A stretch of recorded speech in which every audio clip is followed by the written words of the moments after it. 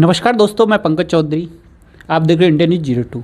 मेरे साथ लोकसभा सांसद राहुल कस्बा जी। सर, सबसे पहले मेरी तरफ से और मेरे दर्शकों की तरफ से आपको नमस्कार। बहुत बहुत नमस्कार जी, बहुत बहुत नमस्कार। सर, आज आपने पार्लियामेंट में सेशन में 2 सवाल उठाए थे, बहुत महत्वपूर्ण थे, जो सरकार से पूछे थे। पहला जल शक्ति के ऊपर, घर घर जल की जो व्यवस्था है उसके ऊपर सवाल उठाया। दूसरा था किसानों के क्रेडिट की जो 3 लाख का था। सर, क्या क्या आपने सवाल किए और सरकार ने आपको क्या आश्वासन दिया कि कैसे हो सकता है? देखिए, चूरू लोकसभा क्षेत्र में किसान और किसानी बहुत बड़ी जनसंख्या हमारी बहुत ज़्यादा है। 80% से ऊपर के लोग सभी जाति धर्म के किसानी से संबंधित रखते हैं और आए दिन किसानों के साथ में समस्याएं नीतिगत बहुत ज़्यादा आती हैं और सरकारों का इस पर फोकस नहीं है। अब 3 लाख की केसीसी की लिमिट थी प्रति हेक्टेयर की, जिसको सरकार ने 25-26 के बजट में घोषणा करी कि भी हम इसको बढ़ाकर 5 लाख करेंगे। आज 9 महीने से ऊपर हो चुके हैं, हम 3rd क्वार्टर में आ गए और अभी तक उसके बारे में सरकार का कोई भी नोटिफिकेशन रिलीज़ नहीं हुआ। अब स्कीमें लॉन्च हो जाती हैं, उसके ऊपर उसकी पब्लिसिटी कर दी जाती है, पर एग्जीक्यूशन उनका होता ही नहीं है। उलझते रहो, बैंक कहते हैं हमारे पास में कोई नोटिफिकेशन आया नहीं है। तो उसी को लेकर हमने सरकार को 0 आवर में इस मुद्दे को उठाया और जगाने का काम किया कि भाई आपने घोषणा करी है, हम तो नई डिमांड तो ये कर रहे हैं कि इसकी लिमिट को 10 लाख तक बढ़ाया जाए।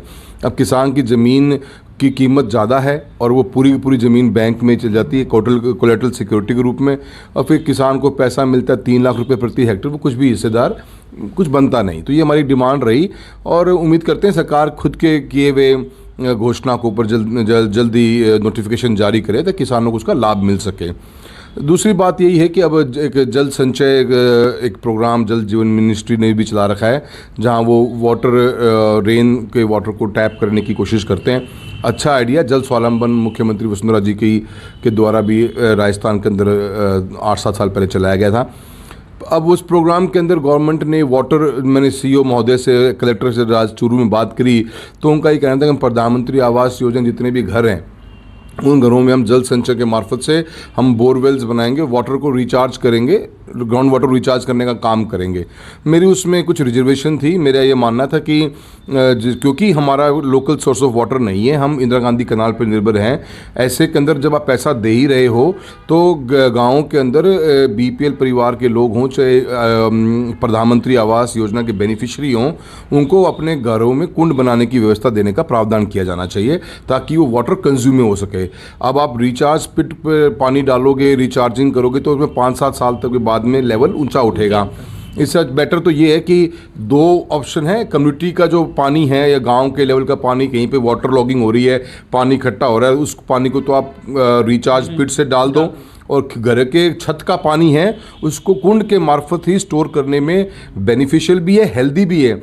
आज का हम सबसे ज़्यादा, हमारी हवा ख़राब हो चुकी है, हमारा पानी पॉल्यूटेड पूरा हो चुका है, हमारी मिट्टी में ऑर्गेनिक कंटेंट बचा नहीं है, तो हम ऐसी परिस्थितियों में जी रहे हैं। और जब सरकार पैसा खर्च कर ही रही है, नरेगा को आपने जोड़ा है, तो कलेक्टर और सीईओ मैडम का कहना था कि नहीं जी हमें भारत सरकार के से गाइडलाइंस मिली। तो मैं आज भारत सरकार के जल जीवन मंत्रालय के अधिकारियों से मिल के आया था और उनसे मैंने पूछा कि जी आपने ऐसी कोई गाइडलाइंस दी है? तो उन्होंने कहा जी हमारी गाइडलाइंस में 20 ऑप्शंस हैं, कोई एक ऑप्शन ही नहीं है। जिस तहसील और जिस डिस्ट्रिक्ट की जैसी भौगोलिक परिस्थितियाँ हैं वैसा आप ऑप्शन चूज़ कर सकते हो। तो हमने एक कॉपी कहा है कि आप कलेक्टर महोदय को भी और सीईओ को भेजें कि चूरू जिले के अंदर प्रधानमंत्री आवास योजना के बेनिफिशरी का वाटर रिचार्ज का सिस्टम न अपनाते हुए टैंक का टांका या कुंड बनाने की व्यवस्था की जाए ताकि किसान अपना या एक आम आदमी अपना पानी को स्टोर करके, आज भी राजस्थान के अंदर ये परंपरा है कि लोग कुंड का पानी स्टोर करके, बरसात का पानी स्टोर कर कुंड में करके पीते हैं और वो हेल्दी भी होता है और वो सेफ़ भी है और neat and clean pure water है। तो अब उम्मीद करते हैं सरकार, पैसा तो लगेगा ही, तो और कम्युनिटी के अंदर गांव के पर्पस से आप चाहे सोकपिट रिचार्ज बोरवेल्स बना लें। ये हमारे 2 बड़े महत्वपूर्ण मुद्दे थे।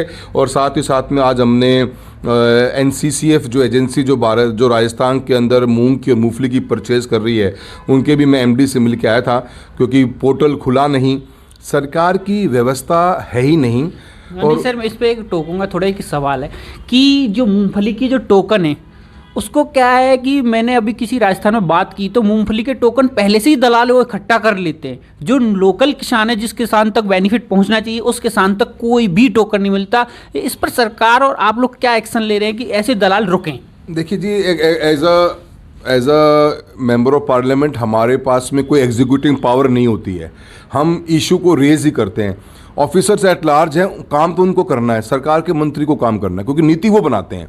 हम तो रियल प्रॉब्लम बता सकते हैं कि पिछले साल भी किसान मूंगफली की पिकअप को लेकर मंडी के आगे 7-7 दिन तक खड़ा रहा। सदार शहर में, डूंगरगढ़ में, चूरू में, सुजानगढ़ में, हर जगह ये हालात रही।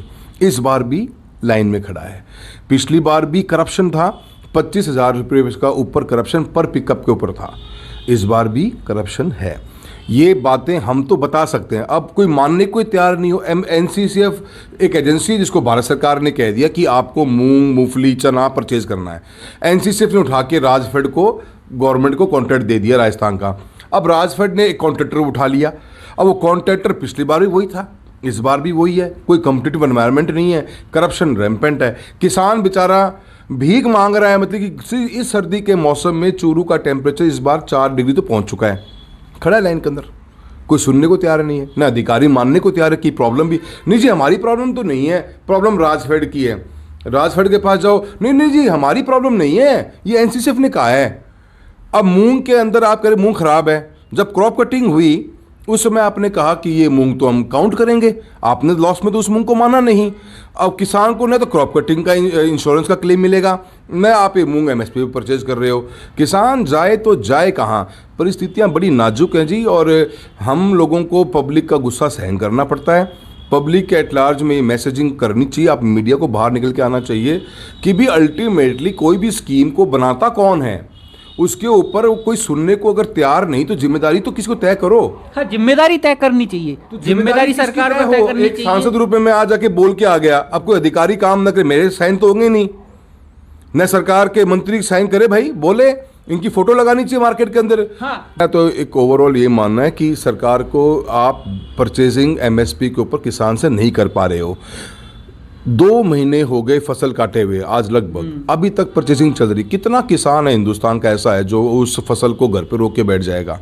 नहीं, हर किसी को आवश्यकता है, सबको अपने बच्चे पालने, तो सब आदमी अपनी फसल कटते के साथ ही बेचता है। आप 2-2 महीने तक परचेसिंग चालू नहीं, आप एक ऑटोमेटिकली एक माहौल क्रिएट कर रहे हो कंट्री में जहाँ पे दलाली सिस्टम चालू हो, जहाँ पे जो स्टॉकिस्ट हैं वो आ जाते हैं बीच में, जिन्होंने, जो रियल किसान तो है ही नहीं, कोई ट्रेडर है वो आ जाएगा बीच में। तो किसान का माल थोड़ा बिक रहा है इस समय पे, किसान का तो मजाक बनाया जा रहा है। इससे अच्छा तो भावांतर स्कीम लाइए, जो बैलेंस अमाउंट MSP की और मार्केट रेट की वो डायरेक्ट खाते में डाल दीजिए ना, नहीं तो कोई परचेजिंग करनी और बफर स्टॉक मेंटेन करना है गवर्नमेंट को, तो गवर्नमेंट को नहीं खरीदती, मंडी से खरीद लेगी। किसान को तो फ्री करो भाई, कहाँ लटका रहे हो? वो बेचारा लाइन में खड़ा हुआ है, भीख मांग रहा है उस अधिकारी से आगे, नहीं मेरा माल ठीक है, नहीं उस माल को उस मशीन में तुलवा, सफाई करा के लाओ माल की। अब किसान माल सफाई कराने जाएगा, कैसे काम चलेगा? मतलब कि मैं समझता हूँ कि सरकार बिल्कुल एक नॉन सेंसिटिव हो चुकी है, देख ही नहीं रही है कि हो क्या रहा है, कोई सुनने को तैयार नहीं। कोई बोल जाए तो भैया वो तो इस देश में ऐसा हो जाता है कि आपने बोला ही कैसे। तो मैं तो मेरा फ़र्ज़ निभा रहा हूँ, और मैंने सरकार के अधिकारियों को भी ये बात बताई है कि लिटरली में मैडम आप आज जो अधिकारी से मिल के आए, NCCF के ऑफिसर से, मैं कहा कि आप जाके साइट विजिट करके देखो, उसकी दशा तो देखो। एक कमेटी गठित होनी चाहिए। कोई कमेटी की जरूरत नहीं थी, ये पॉलिसी मेकिंग है, पॉलिसी मेकिंग के पॉइंट्स हैं जिसके ऊपर सरकार को फैसले बदलने पड़ेंगे। आप नीतिगत आज का टाइम स्कीमें लॉन्च करने का कम होना चाहिए, उनको लागू कैसे करें उस पर फोकस होना चाहिए। आज लोगों ने पोर्टल के ऊपर टोकन कटवा लिए, टोकन बिक गए मार्केट में, लोग 20-20 टोकन लेके बैठे हुए, को पता ही नहीं हो किसान को एक टोकन के अंदर 50,000 से ऊपर की इनकम आएगी। आज मूंग का और MSP के बीच में 3,000 रुपये क्विंटल का फर्क है। 25 क्विंटल 30 क्विंटल सरकार खरीद रही है, 90,000 रुपये हो गए। लोगों ने टोकन खरीदे बैठे में, किसान जो रियल किसान है उसको इसका फ़ायदा मिलना बहुत मुश्किल हो जाता है, और वो बेचारा परेशानी का सबब बनता है। मेरे पास 50 वीडियोस रोज़ आती हैं, मैंने दिखाई ऑफिसर्स को आज में क्या दशा बना दी देश के किसान की आप लोगों ने। तो देखिए, मंत्री महोदय को इसके ऊपर कोई इंटरवीन करना चाहिए, और मैं समझता हूँ कि ये पोर्टल, ये परचेजिंग जो हो रही है, एक तो आपका क्लेम कि हम MSP पे खरीद करेंगे मूंग की, मूंगफली की, और ऊपर से आप खरीदते हो 25%। उस 25% में से भी चूरू जिले के अंदर हमारे 18-17% की परचेजिंग टोकन नहीं कटे, उसमें से भी आपने आधे टोकन कैंसिल कर दिए। कब खुलेगा पोर्टल, कब वो दोबारा टोकन रिलीज होंगे और कब उसकी परचेजिंग होगी?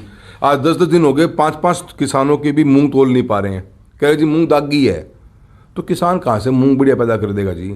तभी तो आप लोगों की सपोर्ट मांग रहे हैं ना, तभी तो एमएसपी की बात कर रहे हैं कि भी जैसा पैदावार हुई उसको कोई तो हैंड होल्ड कर ले ताकि किसानों को सहारा मिल जाए, तभी तो गवर्नमेंट्स बीच में आती हैं। तो मैं समझता हूँ कि सरकार का टोटल फेलियर है। स्टेट गवर्नमेंट तो सुनने को भी तैयार नहीं। राजफेड ने नाम लगा दिया एनसीसीएफ के, एनसीसीएफ नाम लगा देती है राजफेड के, और चक्री कटा रहे हैं। किसान हो रहा है दुखी, और करप्शन रैम्पेंट है, इतना बड़ा करप्शन है कि आप अंदाज़ा भी नहीं लगा सकते। पिछली बार भी किसान की ये दुर्गति थी, इस बार भी ये दुर्गति है। हम उम्मीद करते हैं कि सरकार जागे और किसान के भले के लिए इसमें नीतिगत फैसला कुछ परिवर्तन लाए। रियल मायने में आपकी एमएसपी की परचेजिंग किसान को टॉर्चर करने के अलावा कुछ भी नहीं है।